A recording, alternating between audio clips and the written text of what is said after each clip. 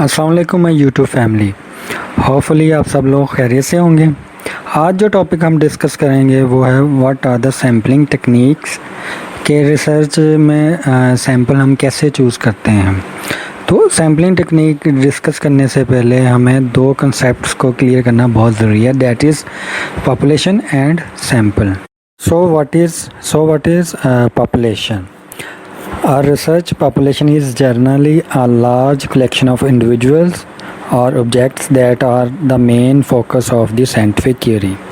जब हम कोई रिसर्च शुरू करते हैं तो वो हम किसी एक इंसान या एक ऑब्जेक्ट पर नहीं करते, बिकॉज़ एक इंसान या एक ऑब्जेक्ट पर की गई रिसर्च नहीं कहलाती।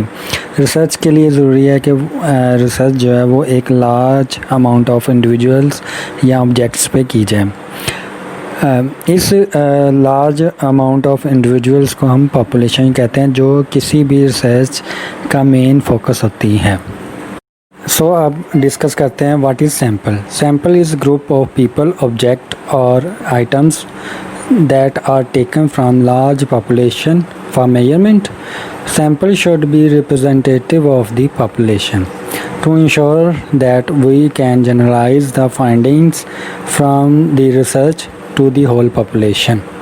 सो सैम्पल लोगों का, ऑब्जेक्ट्स का, आइटम्स का ग्रुप होता है जो हम लार्ज पॉपुलेशन में से सिलेक्ट करते हैं कि इनको मेजर किया जा सके और रिसर्च के रिजल्ट्स को हासिल किया जा सके। सैम्पल जो है वो पॉपुलेशन का रिप्रेजेंटेटिव होता है और होना भी चाहिए, बिकॉज़ जो रिज़ल्ट्स हम सैम्पल को मेजर करके हासिल करते हैं इनको हमने पूरी पॉपुलेशन पर जनरलाइज करना होता है। जो रिज़ल्ट्स सैम्पल के लिए ट्रू होते हैं वो ही रिज़ल्ट्स जो हैं वो पूरी पॉपुलेशन के लिए भी ट्रू होते हैं। फॉर एग्ज़ाम्पल, हम एक ऐसे एरिया में रिसर्च कर रहे हैं जिसकी टोटल पॉपुलेशन 10,000 है और हम इस में से 120 individuals as a sample select करते हैं। सो 120 सैम्पल हमने 10,000 पॉपुलेशन से सिलेक्ट किए हैं, इसलिए ये सैम्पल पॉपुलेशन का हिस्सा है। जो रिज़ल्ट्स 120 लोगों के लिए ट्रू हैं वो ही 10,000 लोगों के लिए भी ट्रू होंगे, यानी sample is representative of the whole population. I hope आपको ये दोनों कंसेप्ट समझ आ गए होंगे। नेक्स्ट हम डिस्कस करते हैं कि what are the sampling techniques. So sampling techniques की दो टाइप्स होती हैं जो मेजर हैं। So first is probability sampling and second is non probability sampling. Further probability sampling की 4 टाइप्स हैं, जिसमें simple random sampling, systematic sampling, stratified sampling and cluster sampling. So similarly जो नॉन प्रोबेबिलिटी सैम्पलिंग टेक्निक्स हैं इसकी भी 4 major types हैं, जिनमें convenience sampling, judgmental sampling, quota sampling और स्नोबॉल सैम्पलिंग शामिल है। अब हम इनको वन बाय वन डिस्कस करते हैं। सबसे पहले देखते हैं कि प्रोबेबिलिटी सैम्पलिंग टेक्निक क्या होती है। Any method of sampling that utilize same form of random selection. In this method every sample have equal chance to be selected. So probability sampling एक ऐसा मेथड है जिसमें हर मेंबर का इक्वल चांस होता है कि वो सिलेक्ट हो। इसमें सिलेक्शन रैंडम होती है, यानी रिसर्चर रैंडमली कोई भी मेंबर सेलेक्ट कर सकता है as a sample. For example, कोई लकी ड्रॉ हो रहा है according to the games rule. इसमें 2 विनर्स जो हैं वो सिलेक्ट किए जाएंगे जो रैंडमली होंगे और इसके पार्टिसिपेंट जो है वो 24 हैं। तमाम पार्टिसिपेंट के नाम एक बॉक्स में डाले जाते हैं और इस बॉक्स में से कोई भी 2 नाम रैंडमली निकाले जाते हैं। सो इस एग्ज़ाम्पल के according mister green and mister red जो है वो 2 विनर हैं इस एग्ज़ाम्पल के 24 पार्टिसिपेंट्स में से। जिनका इक्वल चांस होता है कि वो सिलेक्ट हों, लेकिन रैंडमली मिस्टर रेड और मिस्टर ग्रीन जो हैं वो सिलेक्ट हुए हैं as a winner. So this is probability sampling method. Next हम प्रोबेबिलिटी सैम्पलिंग की जो टाइप्स हैं उसको वन बाय वन डिस्कस करेंगे। तो सबसे पहले हम डिस्कस करते हैं simple random sampling. In simple random sampling each member of the population has equal chance of being selected. The choice is completely random. So simple random sampling probability sampling की एक kind है। तो इसमें भी हर एक member का equal chance होता है कि वो एज अ सैंपल सेलेक्ट हो जाए। इसमें researcher totally randomly sample select करता है। फॉर एग्ज़ाम्पल इस एग्जांपल में हम researcher randomly mister red, mister yellow, mister skin, mister light green और मिस्टर डार्क ग्रीन को सिलेक्ट करता है। आल्दो इसमें पॉपुलेशन के हर मेंबर का सेम चांस होता है कि वो सिलेक्ट हो as a sample.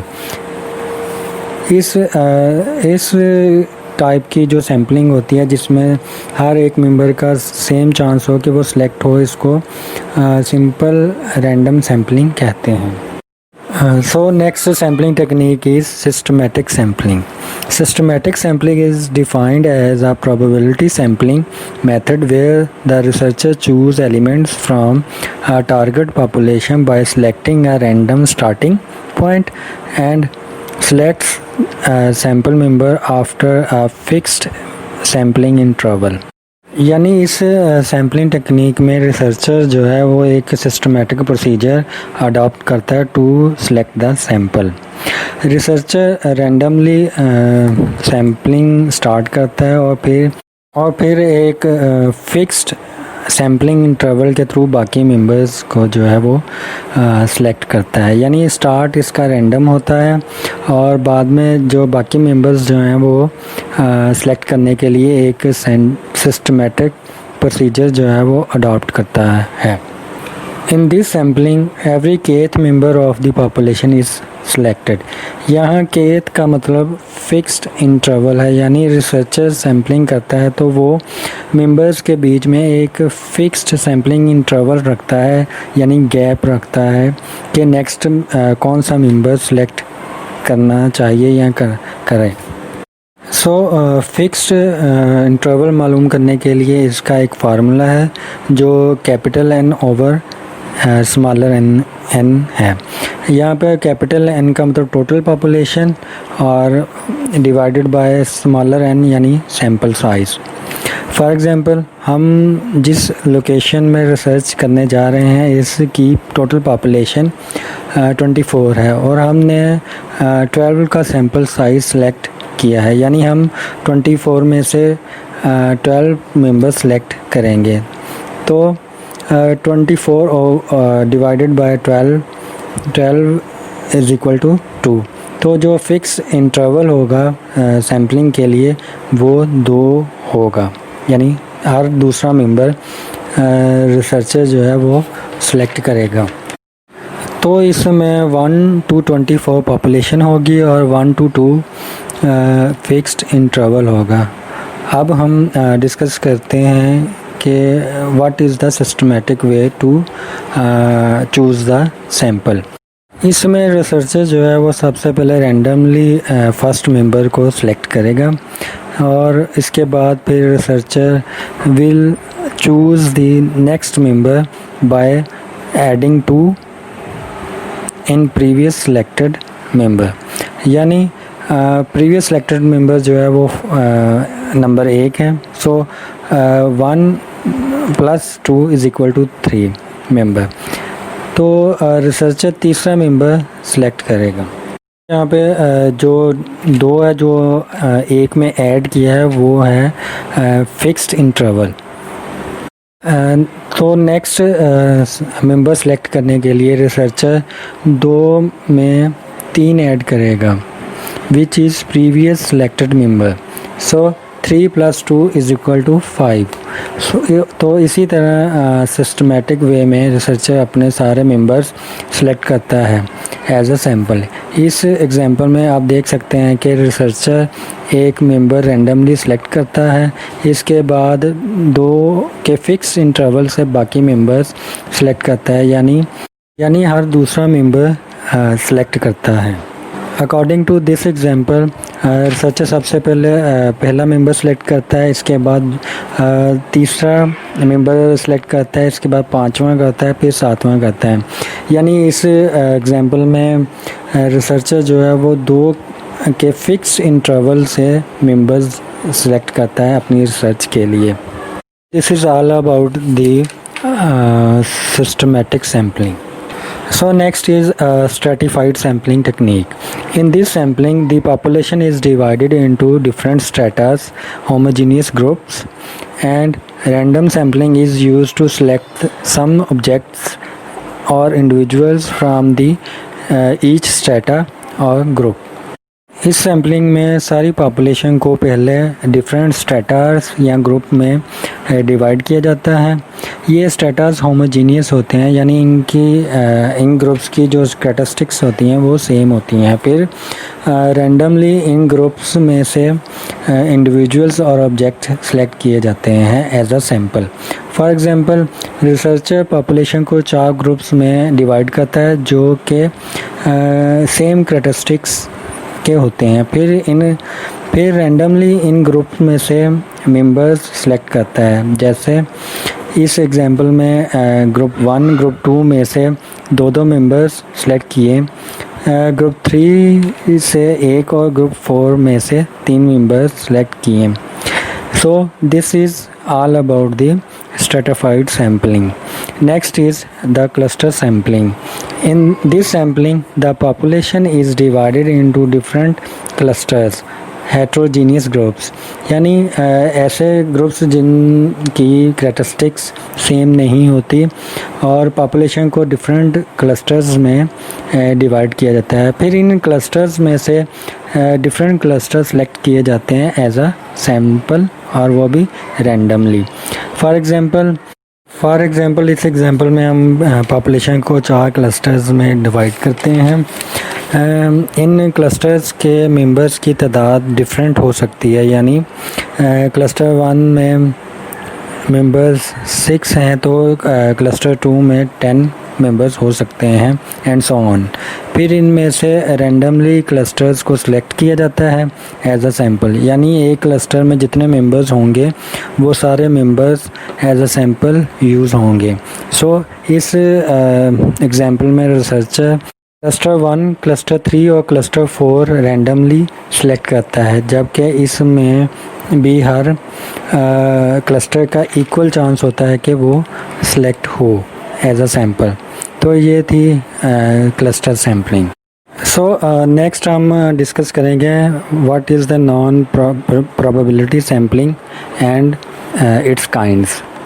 So what is non-probability sampling? Non-probability sampling is defined as sampling technique in which researcher selects sample based on subjective judgment of researcher rather than the random.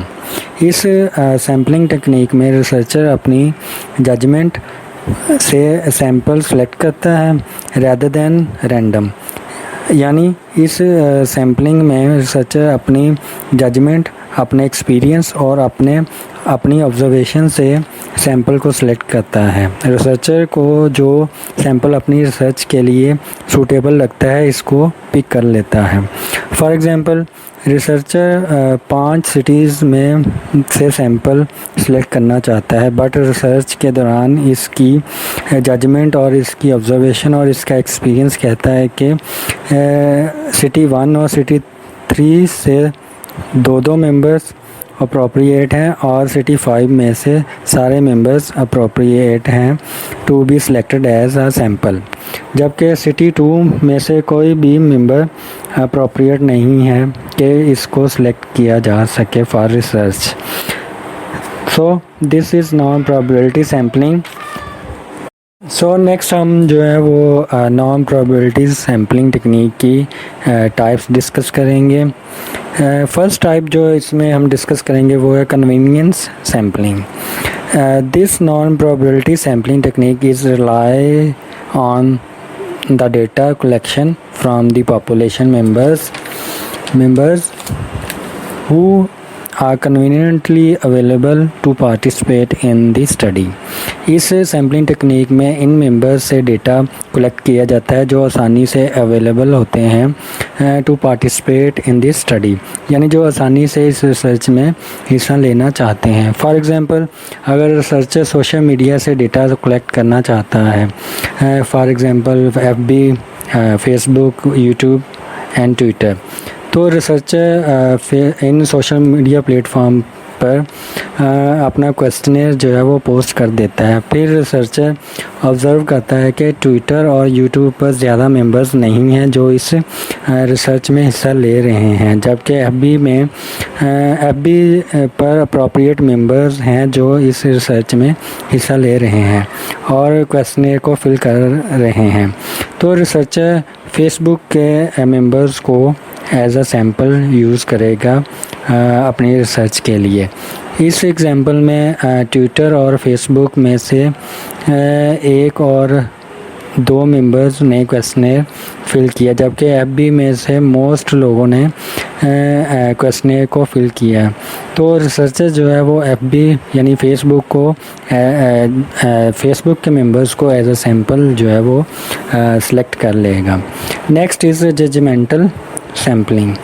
In this kind of sampling, researcher selects units to be sampled based on his own existing knowledge or his professional judgement. इस sampling technique में researcher अपनी judgement और professional experience की base पर sample select करता है। इसको अपनी रिसर्च के लिए जो यूनिट, आइटम या इंडिविजुअल अप्रोप्रिएट लगता है इसको सिलेक्ट कर लेता है अपनी रिसर्च के लिए as a sample. For example, researcher 4 cities में रिसर्च कर रहा है और वो सिटी 2 में से 2 और सिटी 4 में से 3 मेंबर्स सेलेक्ट करता है अपनी जजमेंट और प्रोफेशनल एक्सपीरियंस की बेस पे, जबकि रिसर्चर फील करता है कि सिटी 1 और सिटी 3 में 3 ही इसकी रिसर्च के लिए सूटेबल नहीं है, तो वो इन सिटीज़ से कोई भी मेंबर सेलेक्ट नहीं करता। ऐसी सैम्पलिंग को जजमेंटल सैम्पलिंग कहते हैं। Next sampling technique is quota sampling. ये सैम्पलिंग 2 स्टेजेस पर मुश्तमिल होती है। स्टेज 1 में पॉपुलेशन एलिमेंट्स की कैटेगरीज बनाई जाती है और स्टेज 2 में सैम्पल एलिमेंट्स कन्वीनियंस और जजमेंटल सैम्पलिंग के थ्रू सेलेक्ट किए जाते हैं। फॉर एग्ज़ाम्पल, रिसर्चर कोई ऐसी रिसर्च कर रहा है जिसकी पॉपुलेशन स्टूडेंट्स हैं, यानी इसने स्टूडेंट्स से डेटा कलेक्ट करना है, तो इसके लिए वो पहले अकॉर्डिंग टू स्टेज 1 स्टूडेंट्स की कैटेगरी बनाएगा, यानी उनको कैटेगरी में तकसीम करेगा।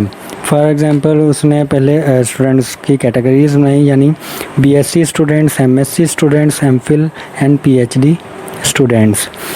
कैटेगरी बनाने के बाद स्टेज 2 के अकॉर्डिंग रिसर्चर अपनी जजमेंट और कन्वीनियंस सैम्पलिंग के थ्रू सैंपल सेलेक्ट करेगा, जैसा कि इस एग्जांपल में BSc MSc में से एक मेंबर, MPhil में से 2 मेंबर्स और PhD में से 3 मेंबर्स सेलेक्ट किए हैं एज अ सैंपल, जो on the base of judgement और कन्वीनियंस सैम्पलिंग है। इस तरह की सैम्पलिंग को कोटा सैम्पलिंग कहते हैं। So last sampling technique is snowball sampling. In this sampling, initial respondent is selected randomly. Subsequent respondents are selected based on the referrer or information provided by the initial respondent. This may be carried out in waves by obtaining a referral from referrer. इस sampling technique में initial respondent randomly select किया जाता है और बाकी respondents reference के through या इस इंफॉर्मेशन के थ्रू या इस इंफॉर्मेशन की बेस पर सिलेक्ट किए जाते हैं जो इनिशियल रिस्पोंडेंट से मिलती हैं। यानी इसमें सैंपल रेफरेंस बेस्ड पे होते हैं। यानी इसमें इस सैम्पलिंग टेक्निक में जो सैम्पलिंग होती है वो रेफरेंस बेस्ड होती है। फॉर एग्ज़ाम्पल रिसर्चर ग्रुप 1 से रैंडमली एक मेंबर सेलेक्ट करता है, फिर ग्रुप 1 से सेलेक्ट होने वाला मेंबर कहता है कि ग्रुप 2 में 3 मेंबर्स ऐसे हैं जो आपकी रिसर्च के लिए अप्रोप्रिएट हैं, और फिर ग्रुप 2 आगे ग्रुप 4 की तरफ रेफ़र करता है, जबकि ग्रुप 3 को किसी ने रेफ़र नहीं किया, इसलिए इसमें से कोई भी मेंबर सेलेक्ट नहीं किया रिसर्चर ने। ग्रुप 1 से 1, ग्रुप 2 से 3 और ग्रुप 4 से 2 मेंबर्स सेलेक्ट हुए जिनको एक दूसरे ने रेफ़र किया था। इस किस्म की जो सैम्पलिंग होती है उसको हम स्नोबॉल सैम्पलिंग कहते हैं। आई होप आपको आज का लेक्चर समझ आ गया होगा। अगर फिर भी आपको कोई बात समझ नहीं आई तो आप हमें कमेंट बॉक्स में ज़रूर बताइएगा।